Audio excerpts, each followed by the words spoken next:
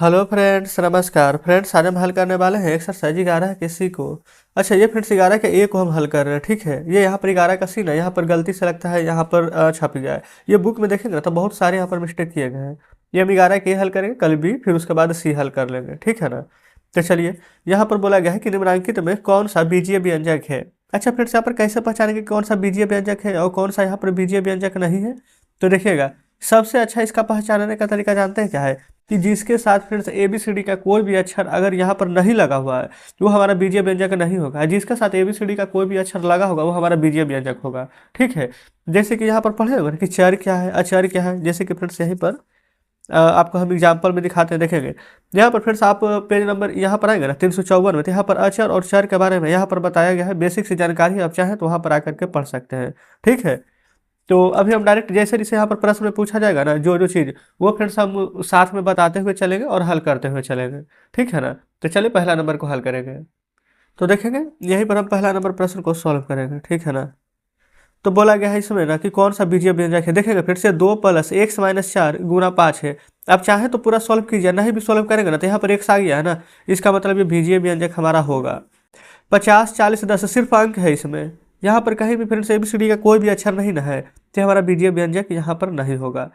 ये देखेंगे x Y आ गया है, एम एन आ गया है, ए बी सी आ गया है। देखिए इसमें अंक नहीं है, कोई दिक्कत नहीं है, लेकिन ABCD का अक्षर है ना, बस वही देखना है। इसमें जेड आ गया है, 2x है। इसमें भी फिर से देखेंगे ना ABCD का कोई अक्षर नहीं आया है। तो दूसरा नंबर और यहाँ पर 8वां नंबर, इन दोनों में ना सिर्फ ABCD का कोई भी अक्षर नहीं है। बाकी सभी में फ्रेंड्स ABCD में एक्स, एम और जेड, ए, इस प्रकार से कुछ ना कुछ यहाँ पर लगा हुआ है। तो बोला गया कि कौन कौन बीजीय व्यंजक है। तो आप यहाँ पर ना, अच्छा कौन नहीं है जो हम लिख देते हैं, दूसरा और 8वां नहीं है। तो दूसरा 8वां नहीं है तो बाकी जो बच गया है सभी यहाँ पर बीजीय व्यंजक होगा, ठीक है। चलिए ना लिख ही देते हैं। पहला नंबर, अच्छा दूसरा तो नहीं था, तीसरा, चौथा, पाँचवा, छठा, फिर हो जाएगा 7वां। ये सभी फ्रेंड्स कौन कौन सा बीजीय व्यंजक है, तो जितने हमने यहाँ पर लिखे ये सभी हमारे यहाँ पर बीजीय व्यंजक होगा, ठीक है। कोई दिक्कत अब नहीं होनी चाहिए। तो इस प्रकार से फ्रेंड्स हमारा पहला नंबर प्रश्न यहाँ पर सॉल्व हो जाता है, कोई दिक्कत नहीं होनी चाहिए। चलिए अब आगे फ्रेंड्स बढ़ते हैं दूसरे नंबर की ओर। दूसरा बोला गया है ना कि निम्नांकित को संकेत में व्यक्त करें। जैसा जैसा यहाँ पर बोला गया है ना, सेम वही चीज़ को फ्रेंड्स यहाँ पर लिख देना है हमें। कैसे करके लिखेंगे ना, चलिए यहाँ पर समझते हैं, देखेंगे। दूसरा का पहला क्या बोला गया है, 22 है ना, 7 अधिक है। तब 22 से 7 अधिक है तो कैसे हो जाएगा, 7 अधिक 7 जोड़ देंगे तब ना, बस ऐसे करके यहाँ पर लिख देना है। दूसरा देखिए, n का 6 गुना, तो लिख लीजिएगा यहाँ पर n, इसका 6 गुना ना, तो आगे में 6 कर देंगे, हो गया 6 गुना। समझ गए। उसी प्रकार से फ्रेंड्स यहाँ पर देख लेते हैं तीसरा को। m से 8 कम है, 8 कम है तो 8 घटा देंगे, m - 8। चौथा देखिए, 3 और q का गुणनफल, गुणनफल मतलब कि गुना, था 3 गुना q लिख दीजिए, नहीं तो डायरेक्ट 3q, इस प्रकार से लिख सकते हैं, कोई दिक्कत नहीं है। पाँचवा में आइए, बोला गया ना कि a में b का भाग, भाग किस में देना है, a में किस से, तो b से, तो जिससे भाग देंगे ना वो नीचे आ जाएगा, इस प्रकार से, ठीक है। छठा में आइए, a और b का योग, योग मतलब कि दोनों को जोड़ना है, a और b का योग, इस प्रकार से है, ठीक है। चलिए छठा, अब नहीं अलग पेन से लिख देते हैं, नहीं तो फ्रेंड्स हो सकता है कि आपको समझ में ना आए। देखिए सातवां, बोला गया ना कि p और q के योग का 2 गुना, तब p और q का योग करना है और उसके बाद में 2 गुना कर देना है। तब p और q का योग, इसका 2 गुना, तो आगे में यहाँ पर 2 लिख देंगे, कोई दिक्कत नहीं है। चलिए 8वें पर आते हैं। बोला गया है m के 2 गुने से 3 कम, m का 2 गुना है, m लिख दीजिए, इसका 2 गुना है, ठीक है। इससे से ना 3 कम है तो 3 घटा देंगे, ठीक है। चलिए 9वां, अच्छा 7वां, 8वां, 9वां, हाँ ठीक है 9वां, ये p का 3 गुना से ना 5 अधिक है, p का 3 गुना, ये रहा p, इसका 3 गुना हो गया 3p, ऐसे से 5 अधिक है तो 5 ऐड कर दीजिएगा, ठीक है। फिर 50 और x के अंतर का 50 गुना, देखिए 50 और x का अंतर, तो 50 - x अंतर मतलब घटाओ, इसका 50 गुना, तो जस्ट यहाँ पर 50 लिख देंगे। इस प्रकार से फिर हमारा यहाँ पर ना दूसरा का सभी प्रश्न हल हो जाता है, ठीक है ना, कोई दिक्कत नहीं है। आगे बढ़ जाते हैं तीसरे नंबर पर, देखिएगा तीसरा बोला गया ना कि निम्नलिखित व्यंजनों के मान बताएं यदि a बराबर 4 और b बराबर 2 है, तो इन सभी के जगह पर आपको मान रखना है। कैसे मान रखेगा, जो देखिए यहाँ पर पहले जोड़ में ना है a प्लस बी। देखिए तीसरा में a प्लस बी है, a के जगह पर क्या रखना था 4, अब b के जगह पर 2, तो a के जगह पर 4 रखिए, अब b के जगह पर 2 रखिए, तो 4 और 2 क्या हो जाएगा 6। तो यही हमारा आंसर हो जाएगा, बस इतना ही करना है। फिर इसी प्रकार से इसका दूसरा में देखिए a माइनस बी है, तीसरा में ए बी है, चौथा में ना a बटा बी है। अच्छा a के जगह पर 4, अब b के जगह पर 2 रखना है सभी में, तो a के जगह पर 4, अब b के जगह पर 2 रखिए, तो 4 में से 2 जाएगा तो क्या आ जाएगा 2। a के जगह पर 4, b के जगह पर 2 रखेंगे, गुना में है तो 4 दूनी के क्या आ जाएगा 8। क्या बना लीजिएगा ना आराम से। a के जगह पर क्या रखेंगे 4, b के जगह पर 2, भागा दे दीजिए तो 2 दूनी के 4 कट जाएगा 2 बार में, तो आंसर क्या आ जाएगा 2। तो सेम फ्रेंड्स इसी प्रकार से यहाँ पर सभी प्रश्न को बनाना था, है ना, जैसे जैसे दिया गया है मान रख दीजिए, तो हमारा तीसरा नंबर भी हल हो जाता है। चलिए चौथे पर देखेंगे, ये रहा चौथा नंबर प्रश्न। बोला गया ना कि निम्नांकित के मान ज्ञात करें यदि b बराबर 6, c बराबर 4 और x बराबर 2 है। देखिए 4 रहने दीजिए, b है ना, b के जगह पर 6 रखिएगा, x के जगह पर 2 रखिए। तो पहले ब्रैकेट के अंदर वाला काम करते हैं, तो 4 6 2 8। ये फ्रेंड्स इसके बीच में ना कुछ भी नहीं, इसका मतलब कि गुना है, तो 4 ठीक है 32, यही आंसर हो जाएगा। ठीक है, दूसरा देखिए यहाँ पर है ना 2b प्लस सी, 2b के जगह पर मान क्या रखेंगे 6, प्लस में सी के जगह पर क्या रखेंगे 4 माइनस 3। तो देखिए 6 दूनी के 12 हो जाएगा, प्लस 4 माइनस 3, 12 4 16 हो जाएगा माइनस 3, और 16 में से 3 घटाएंगे ना तो 13 आ जाएगा, यही आंसर हो जाएगा। ठीक है, तीसरा में आइए, तीसरा में है 3b।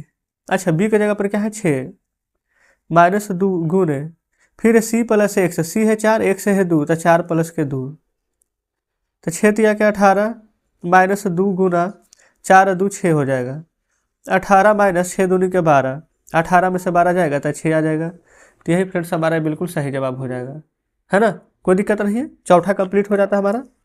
चलिए आगे बढ़ेंगे पाँचवें पर। बोला गया कि निम्नलिखित में चर को बोलते हैं वेरिएबल और अचर को बोलते हैं कांस्टेंट, है ना, इसका पहचान करना है। इसका पहचान कैसे करेंगे, जो सबसे पहले समझिए। जैसे कि फ्रेंड्स यहाँ पर ना एक्स है, एक्स है, हम आपको क्या बताए थे ABCD का ना कोई अक्षर यहाँ पर लगा होना चाहिए, वो हमारा यहाँ पर हो जाएगा चर, जिसके साथ नहीं लगा होगा ना वो हमारा हो जाएगा यहाँ पर अचर। तो चर और अचर दोनों यहाँ पर पहचानना है। तो पहले पहला नंबर प्रश्न को यहाँ पर समझते हैं। देखिएगा इसमें क्या लगा हुआ है, अंक के साथ एक्स एक्स एक्स, तो हमारा इसमें चर क्या हो जाएगा, आप कहेंगे एक्स हो जाएगा ना। तो एक तरफ हम लिख देते हैं चर, नीचे लिख देते हैं यहाँ पर अचर। ठीक है, तो चर हमारा एक्स हो जाएगा, आप कहेंगे जी बिल्कुल। अब अचर क्या हो जाएगा 1.3 और हो जाएगा 7 और 3.8, 1.3 7 और 3.8, ये फ्रेंड्स हमारा अचर हो जाएगा। जस्ट इस प्रकार से पहला नंबर में हमने चुन लिए हैं। दूसरा देखेंगे यहाँ पर है 5AB, ठीक है, फिर 3BC, फिर -AB प्लस 2AC। इसमें आपको चुनना है ना कि कौन चर है कौन अचर है। तो देखेंगे यहाँ पर ए है, यहाँ भी है, यहाँ भी है, बी है, बी है, बी है, यहाँ पर सी है, यहाँ पर सी है, तो ABC ये सभी हमारा चर मिल जाएगा। और जो 5 और 3 और 2 जो बच जाएगा ना ये हमारा अचर हो जाएगा। तो बस वही चीज़ को ना यहाँ पर आपको लिख देना है, ठीक है ना। यहाँ लिख देते हैं चर, यहाँ लिख देते हैं अचर। चर हमारा क्या था ABC, अचर क्या था 5 3 2, ठीक है, लिख दिए। तीसरा में आइए, अच्छा ये बाटा में आ गया, तो बाटा में आ गया है ना, तो कोई दिक्कत नहीं है, सभी वैसे ही बनेगा। चर पहले क्या हो जाएगा बाई डब्ल्यू, और यहाँ पर फ्रेंड्स शायद ये भी लिखा हुआ है ना, हाँ भी ही है, तो बाई डब्ल्यू भी ये हमारा चर हो जाएगा। और 3/2 1/2 और यहाँ से ना 2.1/8 ये हमारा अचर हो जाएगा। समझ गए। तो जस्ट हम यहाँ पर लिख देंगे चर और अचर, चर और अचर, क्लियर है। चर के सामने लिख देते हैं बाई डब्ल्यू और भी, और अचर क्या था देखेंगे 3/2 1/2 और 2.1/8, है ना। ये फ्रेंड्स हमने यहाँ पर लिख दिए है। तो जस्ट इस प्रकार से यहाँ पर पाँचवा का 3 प्रश्न हमारा सॉल्व हो जाता है। अब आगे देखेंगे। अच्छा चौथा नंबर है, तो चौथा में ना 175 ABC है, तो इसको आप कैसे लिखिएगा चलिए देख लेते हैं। सबसे पहले इसमें भी लिख लेंगे चर और अचर, ठीक है ना, चर अचर। इसमें चर क्या हो जाएगा, ABC ना, लिख लीजिए ABC। चर क्या हो जाएगा 175। ये तो फ्रेंड्स सबसे सिंपल था, है ना।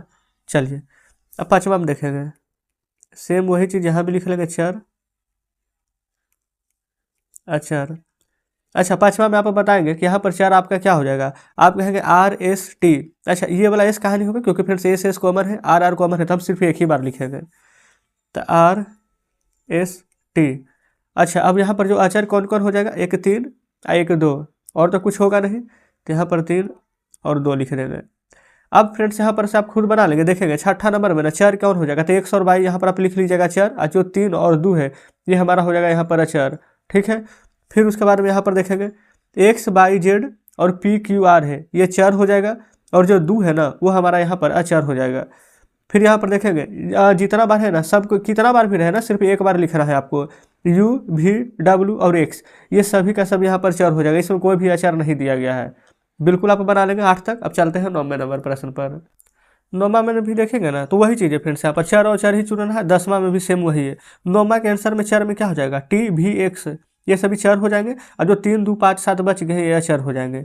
इसमें XYPQR ये सभी चर हो जाएंगे, और 3 यहाँ पर देखेंगे तो ये 2/4 और 5 ये सभी का सभी यहाँ पर अचर हो जाएंगे। बिल्कुल आप आराम से बना लेंगे, कोई दिक्कत नहीं है। तो ये फ्रेंड्स 5 नंबर पूरा हल हो जाता है। अब हम डायरेक्ट आते हैं छठे पर। ठीक है, छठा बोला गया ना, प्रत्येक दत्त संख्या युग्म को ध्यान से देखें, प्रतिरूप यानी कि जो पैटर्न है ना उसका पता लगाकर बताना है कि उस संख्या युग्म की दूसरी संख्या ज्ञात करें जिसकी प्रथम संख्या अगर x है। ठीक है, जैसे कि फ्रेंड्स एक है ना, यहाँ पर समझिएगा छठा को, ये एक है, 1 से 4 कैसे हुआ है, तो 1 में 3 जोड़ेंगे तो 4, 2 में 3 जोड़ेंगे तो 5, 3 में 3 जोड़ेंगे तो 6, 4 में 3 जोड़ेंगे तो 7। तो यहाँ पर जो x है इसमें क्या जोड़ें, तो इसमें फ्रेंड्स आगे हम 3 जोड़ देंगे। ठीक है, क्योंकि सभी में 3 जुड़ रहा था, तो यही हमारा आंसर हो जाएगा, कोई दिक्कत नहीं है। चलिए आगे बढ़ जाते हैं। 7वां देखिए, बोला गया ना प्रतिरूप को ज्ञात करें, नेक्स्ट 3 संख्या युग्म के साथ समान युग्म पेयर को लिखना है। कैसे लिखना है, देखिए 1 2 3 6, देख रहे हैं 1 का डबल 2, 3 का डबल 6, 5 का डबल 10 और 7 का डबल 14, सभी का 2 गुना हो रहा है, या फिर ये कह सकते हैं कि अपने आप का डबल हो रहा है। बात तो बराबर ही है, 1 था, फिर 2 छोड़ के 3, 4 छोड़ के 5, 6 छोड़कर 7, तो हम 8 छोड़ करके 9 लिख देंगे। ठीक है, फिर 10 छोड़ करके 11 लिख देंगे, फिर 12 छोड़ करके 13 लिख देंगे। हो गया नहीं था ना।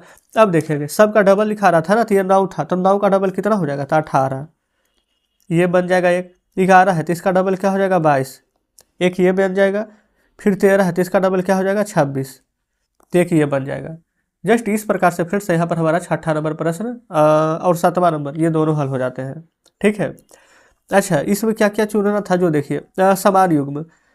ठीक है ना, तो ये तो फ्रेंड्स 3 संख्या लिख दी, असमान युग्म लिखना है ना, तो समान क्या है, तो समान क्या है कि सभी को हम क्या किए है ना, सबसे पहले देखेंगे हमने यहाँ पर ना 1 बढ़ा के लिखे हैं, तो हो जाएगा 2x। ठीक है, +1, इसको ऐसे करके आप लिख सकते हैं 2x + 1। ठीक है, जैसे कि यहाँ पर कोई संख्या जैसे कि 9 है ना, तो आपने मन से यहाँ 9 रखेंगे तो 9 दूनी 18, 1 जुड़ेगा तो यहाँ पर हो जाएगा 19, 11 रखेंगे तो 11 दूनी का 22, 1 हो जाएगा 23। ठीक है, आगे इसी प्रकार से बढ़ता हुआ चला जाएगा। ये फ्रेंड्स आप चाहें तो एक और लिख सकते हैं, ये हमारा हो जाएगा 4x + 2, कोमा दे करके अगला लिख लेंगे। ठीक है, इसमें अगर 1 रखेंगे तो 4, 4 2 हो जाएगा 6, 2 रखेंगे तो 4 दूनी 8, 8 2 10, 5 रखेंगे तो 5 दूनी 10 और 2 12। ये हमारा यहाँ पर ना समान युग्म था जो लिख दिए हैं, कोई दिक्कत नहीं है। अगला 3 संख्या आप समझ गए होंगे, कोई दिक्कत नहीं होनी चाहिए। चलिए 8वां में आइए, यदि एक पंजी की कीमत 150 रुपये है तो निम्नलिखित की कीमत याद करें। देखिए तो 2 पंजी का कीमत क्या होगा, एक पंजी का है 150, तो 2 पंजी का तो जस्ट 2 से गुना, इसमें 3 से गुना, इसमें n से गुना कर देंगे। देख लीजिए आप खुद बताएंगे, एक कलम का कीमत तो 2 रुपये है, तो 5 कलम का, तो 5 दूनी 10 गुना करेंगे ना, तो वही चीज़ है। एक का है 150, तो 2 का तो 150 गुना 2, यहाँ लिखेंगे 300 रुपया। फिर उसी प्रकार से 3 पंजी का दाम तो 150 गुना 3 तो 450 रुपया। उसी प्रकार से n पंजी का दाम है तो 150 में n से गुना कर देंगे तो 150 n रुपया। यही हमारा बिल्कुल सही जवाब हो जाएगा। ठीक है ना, तो जस्ट फ्रेंड्स हमारा यहाँ पर 8वां नंबर प्रश्न भी सॉल्व हो जाता है। चलिए 9वां देखेंगे, n को प्राकृतिक संख्या मानते हुए विषम संख्याओं के लिए ना व्यंजक लिखना है। तो देखिए विषम संख्या के लिए व्यंजक लिख दीजिए, सबसे सिंपल है, ये हो जाएगा हमारा 2n + 1। ठीक है, आप फ्रेंड्स इसके जगह पर ना आप कुछ भी यहाँ पर लेकर के चलिए। देखिए विषम संख्या मान है ना, जैसे कि तो यहाँ पर व्यंजक लिख दिए हैं प्राकृत संख्या अगर एक रखेंगे ना एन के जगह पर देखेंगे तो 2 गुना 1 2 और प्लस 1 कितना आ जाएगा 3, विषम संख्या मिल गया।